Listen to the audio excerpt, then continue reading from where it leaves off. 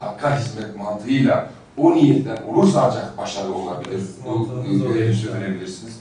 Bizler de aynı şeyi yapıyoruz. O yüzden bunları yaparken zaman zaman sıkıntı yaşıyoruz, zaman zaman küçük ilk olmasından dolayı bazen çaresizlikler yaşıyoruz. Ama insanın niyeti, ihlası olursa, Allah için olursa insanın aşamayacak hiçbir şey olmaz. Bu anlamda da bizler de sizlerin aynen bu niyetle girdiğinizden hiç şüphe duymadığınız için hem yanınıza gelelim hem hayırlı edelim. Bunu da bir bereket olur diye düşündük. Bize de size dua edin, siz de bize dua edin inşallah. Karşılıklı bir şekilde çalışarak. Abilerimiz şunu söylüyorlar. Doğru kim yaparsa yapsın destekleyelim. İnşallah. Yanlış da kimden gelirse eleştirelim, doğrusunu söyleyelim. Tabii ki. Kavgasız, gürültüsüz. Yani emri bil maruf ve yani münker görevimizi. Hani siyasete de diyoruz onu yapalım. Siyasete böyle bir açık vardı.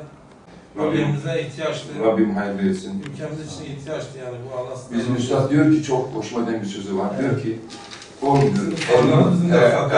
diyor ki oğlum evinizde bile bir odadan diğer odaya giderken niyetinizi kontrol edin. Allah için. Evet. Yani buradan maksat her attığınız adımda, her söylemiş olduğunuz bir sözde Allah'ın rızasını gözetin. Ve niyetinizi kontrol edin. Evet. Eğer o adımın Allah için değilse boştur. Doğru. Söylediğin o söz Allah için değilse boştur. Doğru. Bütün mesele bu. Doğru. İnsan buna inanarak yaparsa mutlak surette zaten ondan bir sözü daha var. Siz sefer edin, Evet. zafer Allah'ındır. Zafer Allah nasip ederse olur. Biz bazen zafere odaklanıyoruz.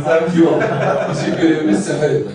Bizim görevimiz cahd etmek, sefer etmek. Doğru söylüyorsun. Zafer Allah'ındır. Şüphesiz. O ölürse olur, o ölmezse olmaz. Bizim amacımız işte acizane hizmet noktasında Allah için iyi niyet konusunda ihlasla bir şeyler yapabilmek. Allah'tan muvaffakiyet diliyorum. Dua edin. Doğru şeyler yapacağınızda, güzel şeyler yapacağınızda hiç şüphemiz yok. Bize de acizane bir yardımınıza ihtiyacınız olursa kardeşleriniz olarak bizler her zaman inşallah yardımcı Allah oluruz. razı olsun. Bir mukabele. Sizlere de tabii şimdi bazı şeyler gönül işidir. Doğrudur. Bazı şeyleri yaparken de bazen insanlara parayla da yatıramazsın. Doğru.